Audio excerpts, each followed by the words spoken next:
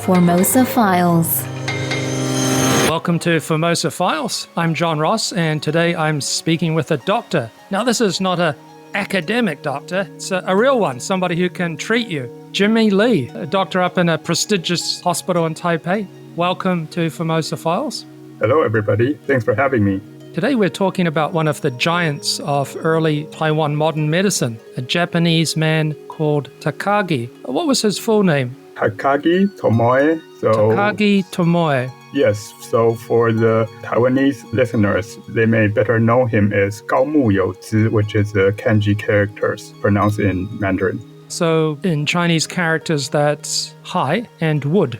Yes. So Takagi was born in Japan in 1858. Yes, so he was born in 1858 in present-day Fukushima. Some people may know of this place as the tragic nuclear power plant incident in 2011 following the earthquake. So that period was the so-called Bakumatsu period in Japan. So that is a time when the feudal Tokugawa shogunate was transitioning to the modernizing Meiji government. Mm-hmm. And this caused civil war called the Boshin War in 1868 when Takagi was 7 years old. That time, Takagi's family was from a samurai family in the Aizu clan. So the Aizu clan was loyal to the Tokugawa shogunate. So they fought with the Tokugawa, and as we all know in the history, eventually they lost in a decisive battle, and Tokugawa was taken down, and the Meiji government took place. So I feel that in some way, he was being on this losing side of a major historical event, and I feel that this probably influenced his character, that later on he came to Taiwan, and I think in some ways he was very different from the other Japanese officials where he really appreciated Taiwan. He could look into the Taiwan culture and sometimes understand the people who were being the losers or the colonized people. Right, so his clan resisted the modernizing Meiji, and people might be familiar with the film The Last Samurai, Tom Cruise helping the holdouts against the modern world.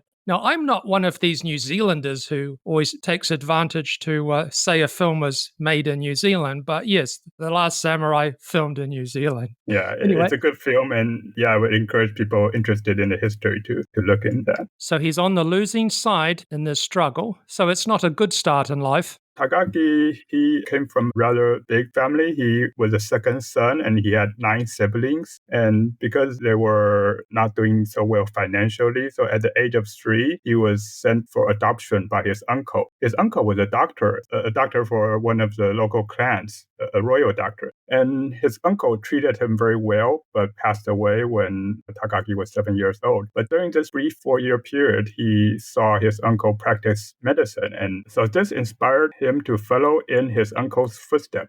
However, his parents thought that if they want to send him to one of the major universities, it would be too costly. So instead, they just wanted him to follow a local doctor and practice traditional medicine. However, his elder brother recognizes that Takagi was really talented. So going against the will of the parents, he secretly paid Takagi from his own money and sent Takagi to study in Tokyo. Excellent. So he went to Tokyo University. At that time, it was called the Imperial University, and it was the most prestigious medical school at that time. And Japan was rapidly modernizing, so he received the best medical education. And he graduated in 1885. And after graduation, because at that time there were just very few doctors, trained doctors, so he quickly became the head of Fukui Prefectural Hospital after he graduated in 1885. Then in 1888, he transferred to another hospital in Kagoshima, again being the head of the hospital.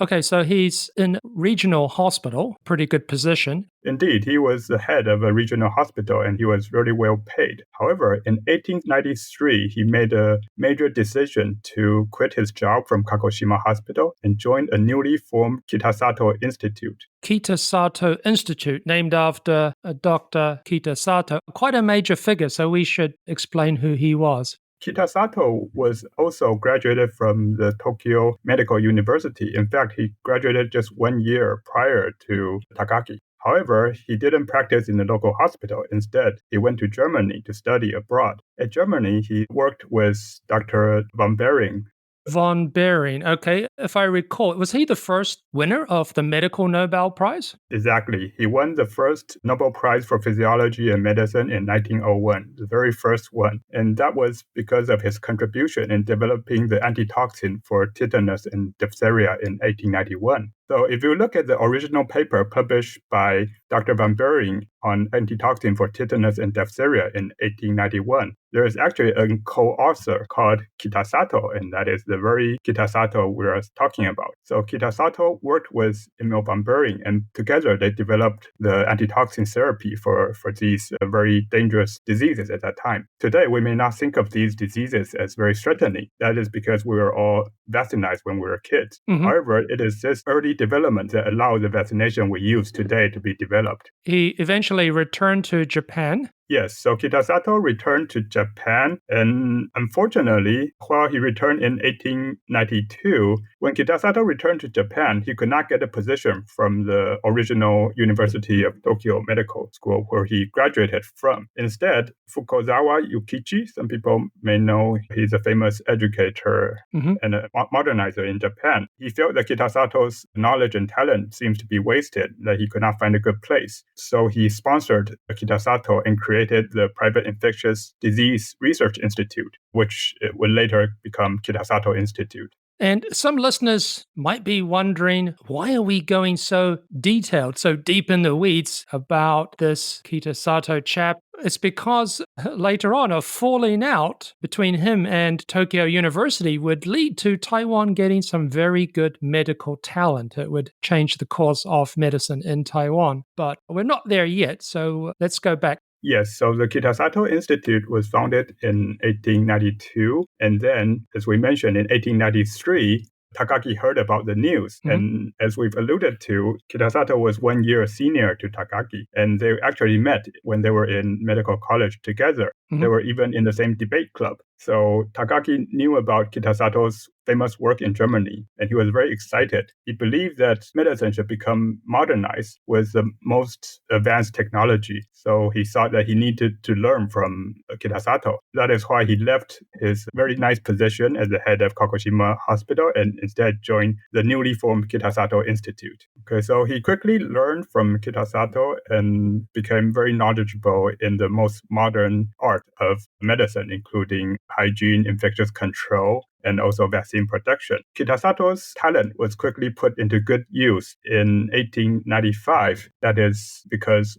a very important incident to Taiwan happened during 1894 and 1895, which was the first Sino-Japanese War. Mhm. So during the war, infectious disease began spreading rapidly, including cholera and also the plague. So to counter this, the army in 1894 created a quarantine station in Enoshima. This is a small island offshore of the port of Hiroshima, where a lot of soldiers would return home after the frontline battle. Mhm. And in this station, they would quarantine all the personnel before they returned to the mainland. So who was the head of this station? It was a general by the name of Gotama Gentaro, and he was served by another medical personnel called Goto Shinpai. Okay, he'll be an important figure in the future in Taiwan. Yes, so this was an unprecedented large-scale disinfection quarantine. There were thousands of soldiers came in every day. However, the result was very successful. And later in 1895, the team also recruited Takagi to join in the Enoshima Quarantine Institute.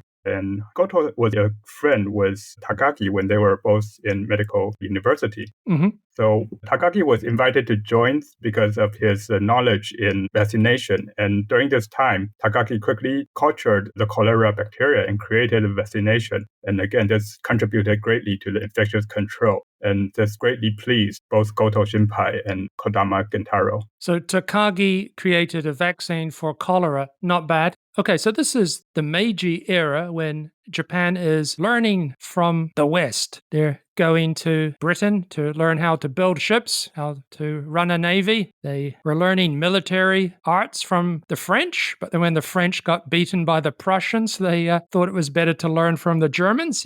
And for medicine, they're getting that from various countries, but mainly Germany. And that's where Takagi headed next. He went to Germany to study medicine. Yes. So as we've also alluded to, like a lot of doctors, including Kitasato and Goto, also went to Germany previously. Takagi went to Germany in 1897 after his very successful time in the Kitasato Institute. So he studied at Koch Institute in Germany. This was also the same place Kitasato was when he was in Germany. Mhm. And they developed a very nice research on tetanus toxin on the neuron system. And in fact, during his time in Germany, he was in Germany between 1897 to 1899. So between 1897 and 1899, he spent most of his time traveling around Europe to present in various medical conferences because of his success in treating both cholera and the plague previously. And we know about this because he had some private letters where he sent to his later wife, Mina,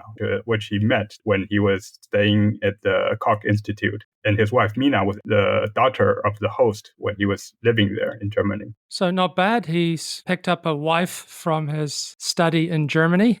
After his time in Germany and around Europe, Takagi returned to Japan in 1899. And during this time, another plague outbreak appeared in Osaka. And Takagi, because he had some prior experience in handling the plague, he was sent to control the plague. So again, he was pretty busy during this period from 1899 to 1901, during these 2 years, where the plague was subsequently controlled. Japan had secured Taiwan as part of the treaty ending the Sino-Japanese War. They'd come here in 1895 to claim their prize, though it would take a lot of fighting before they actually had control of most of the island. They experienced a lot of problems with disease in the early years, and part of that was plague, bubonic plague. Takagi was sent here to help deal with that. Is that right? Yes, exactly. So the plague outbreak occurred about 5 years earlier, and it never really stopped and was really spreading throughout Taiwan. The government was having a hard time trying to control the plague, and they finally decided that they needed someone who was competent.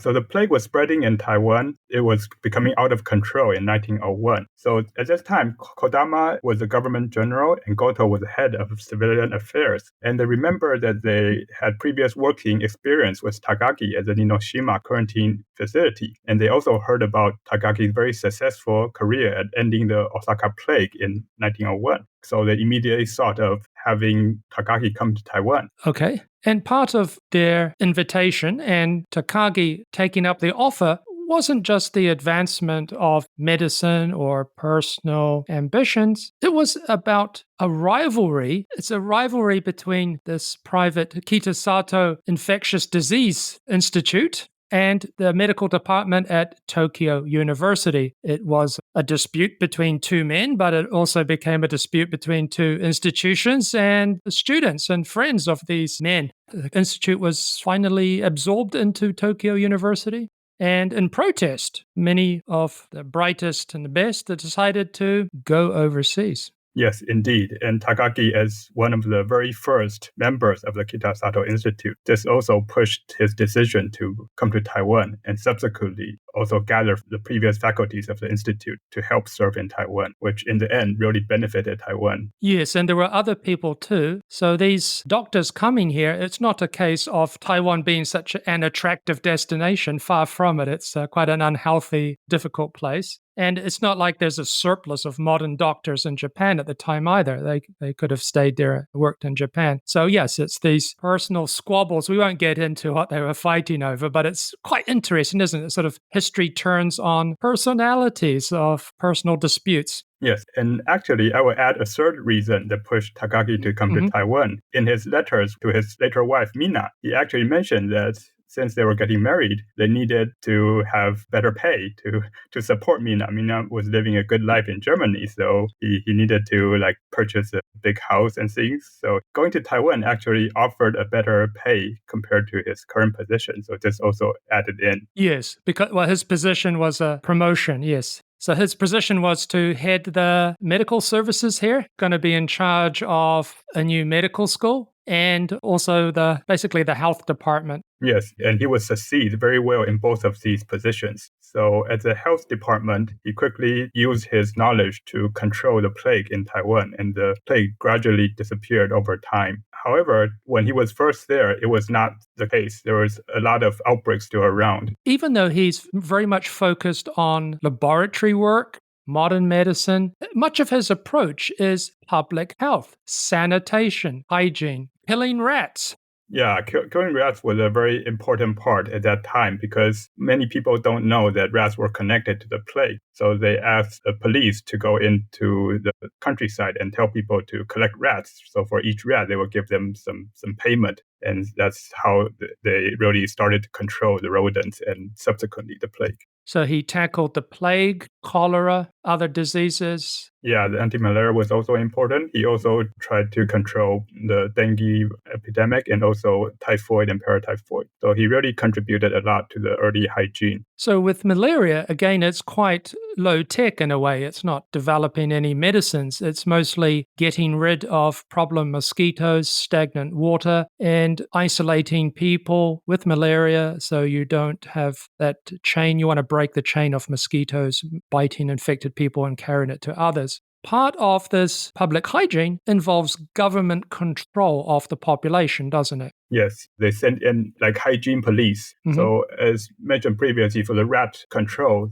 these police, really they were just there for like what we would see today as the public health specialists, where they just come in and teach people about the important hygiene knowledge. So these police or these hygiene police were sent around the countryside and they taught the residents about the importance of infectious control and really gave them the idea that these pests, that they were not only pests, but they were hosts of infectious agents. And once people learn about this, they could really deal with it efficiently by controlling the pest. Okay, so Jimmy, our man Takagi has a new job in Taiwan. It comes with a good salary, so he can bring his wife out. And is he married at this stage?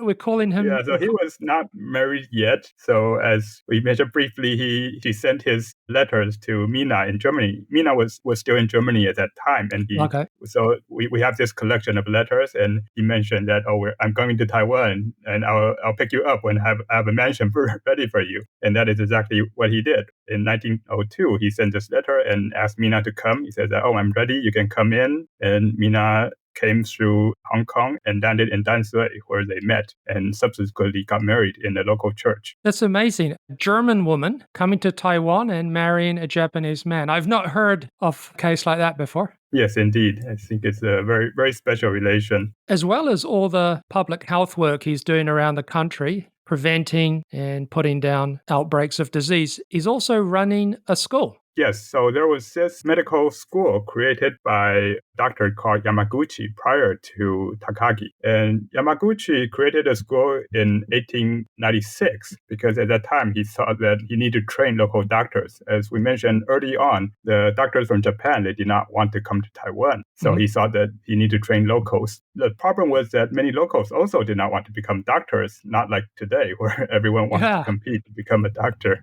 So at that time, Yamaguchi actually had a hard time recruiting students, and he had to go door to door begging students to come, even offering them stipend. Wow, and we would amazing.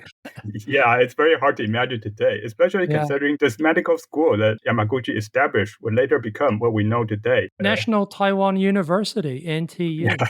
Taidai, okay. Yes, so this would be hard to imagine today, considering this very small hospital that had trouble recruiting students later become the National Taiwan University College of Medicine. Anyway, Yamaguchi created this hospital and he started to have a little bit of students, but it was just not very successful. And also, he was a little bit of an arrogant person and he didn't go well with his superiors. So he was sacked in 1902. And that was when Takagi came in and took his place. And Takagi continued the practice of going around and asking students to come. But at this time, because of some very early successful students, the medical school was gaining prestige and more students start to join the medical college or the medical school. And later on, Takagi would have taught many famous students that we know today, such as Dr. Du Congming or Jiang Weisui or Lai He. That's excellent. I mean, it's actually unusual for the Japanese to be teaching the Taiwanese. Takagi was very special, as we mentioned very early on, that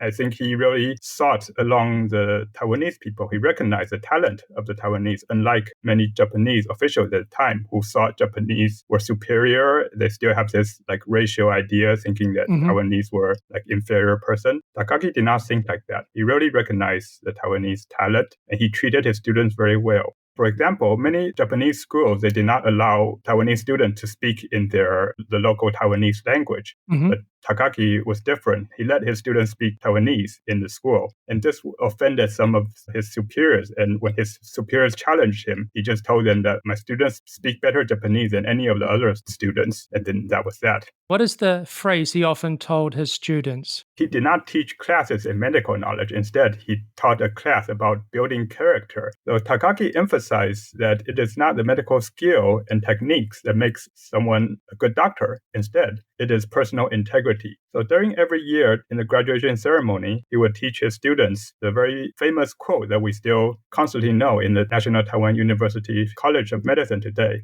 He would say that before becoming a doctor, become a person. Before becoming a doctor, become a person. That's lovely. That's very nice. And he must have been much loved by his students. Yes, I think this is also very different from other Japanese officials just because he treated Taiwanese like people. So he was very well respected by his students. And many students wrote later in the memoirs talking about this experience, which they find very precious to them, including Dr. Du Congming. Yes, it's interesting. A lot of these early Taiwanese doctors, these educated elite, they have conflicted feelings. They dislike the arrogant, heavy-handed colonial Japanese rule, but they also have enormous personal respect for many of some of their teachers. Yes, and Takagi was one of such respected Japanese in Taiwan. In fact, Takagi was also indirectly involved in the Luo Fuxing rebellion that you covered in your Taiwan in the Teens episode previously. Okay, so rebellion that didn't really kick off. It was stopped in the early stages. So this is 1913. Yeah, it was a failed attempt. And in fact, one of the rebels that joined Luo Fuxing was a former student from the medical college Takagi was headed. And Takagi's colleagues made fun of him. They said that, oh, such a great educator, but you still have a student joining the rebel movement. Yeah, so to this, Takagi actually responded with a very cryptic comment. He said that, oh, this is because the student, he didn't graduate, he didn't receive my full education. Okay. Yeah, Nice. so it is interesting because he never said that what would happen if the student become fully educated. Does that mean that the student will not join the rebel and become very loyal to Japan? Or maybe that he would be very good and succeed and actually not get caught? We might be able to guess the answer from the following incident. So later on, because of the nationalist sentiment inside the medical college, Japanese police tried to enter the campus and wanted to arrest the students associated with anti-Japanese thoughts or movements. To this, Takagi firmly rejected the police. He did not let them enter, and he told them that the campus belongs to a place of liberal thinking and is no place for military or police. And later on, he gathered the students and gave them a small talk. Interestingly, he didn't tell the students to stop their anti-government behavior. Instead, he just said that, oh, you are very young and sometimes you may become emotional. You may think that joining a rebellion is like just picking sides in a sumo match. However, this is a very serious matter and you should think very carefully what you really want. If you reach the conclusion that this is really the path you want to take, then walk this path with perseverance and be proud. In fact, just as Luo Fuxing did, even to his death. Excellent. But I'm not sure his superiors would have been entirely happy with his liberal views. Yes, so in some way, he was a very prestigious person in Japan and in the Taiwanese government at that time. So I think for some way he was probably okay, but in some other, I think this also affected his later retirement in 1915. I think it some way probably hurt his standing in the Japanese government. There's a strange end part to Takagi's time in Taiwan. He's involved with the electric company. Yes, so in the final 10 years in Taiwan, Takagi was the head of the Taipower company, or what is today known as the Taipower company. So again, in your previous Taiwan in the Teens episode, you mentioned that the government general, Akashi Motojiro, the one who was buried in Taiwan, he wanted to create a Taipower company to provide enough power to the entire island. Governor General Akashi Motojiro. Yes, he wanted to develop electric power. But why choose Dr. Takagi? Yeah, exactly. That was a very good question. And in fact, it also surprised Takagi when the government general Akashi asked him to become the head of the Taipower company. So Akashi said that he recognized that during that time, there was a lot of corruption growing. Taiwan was quick to become a prosperous place, but at the same time, corruption was building up in the government, and he thought that he needed someone who was well known for personal integrity. And he asked around, and everyone told him, go find Takagi. Excellent. So I'm going to paraphrase here. So before you become the head of the electric power company, become a person of integrity. Yes, exactly. I think that was what Akashi had in mind, and that is why he asked Takagi to head the company. So he told Takagi this thought, and at first Takagi thought it was strange and he refused, but Akashi was a very sincere person, and Takagi was finally convinced. So Akashi, government general, just told Takagi that, oh, it's okay. You can leave all the technical aspects, the engineering part, just leave it to the other people. So you will just be the head and let people see that what a person should be like, and they will learn from you. So the hydroelectric power plant at Sun Moon Lake would be built. It was a success in the end, but it took a long time. Takagi did not stay here to see it open. He was back in Japan by this stage. Yes, I think one of the major issues is that the 1923 Kanton earthquake. So originally there were a lot of funding that wanted to go into the power plant, got back into rebuilding the Tokyo area. And at that time, without funding, Takagi was having a hard time doing much. But Takagi actually still tried a lot and go around the government and try to ask for funding and try to secure more funding for the government. And he still had a relatively fine career in improving the Taipower output during this period. So he was still successful, but indeed, he never saw the completion of the Sun Moon Lake. So it's kind of sad. He passed away in 1943 during World War II. Yeah, so he left Taiwan in 1929 and returned to Japan. And he later stayed in a small house in the suburbs of Tokyo with his wife. And yes, the war broke out and he passed away in 1943 due to pneumonia. During this time, he actually still constantly had visitors from Taiwan, his former students. Again, he was really well loved, and many students still visit him in Japan. And during this time, he often expressed his sadness that the war was coming on and he could not see the end of the war. Thank you very much for sharing your deep knowledge of this remarkable figure. The Taiwan History Podcast, Formosa Files, is made possible through the generous sponsorship of the Frank C. Chen Foundation.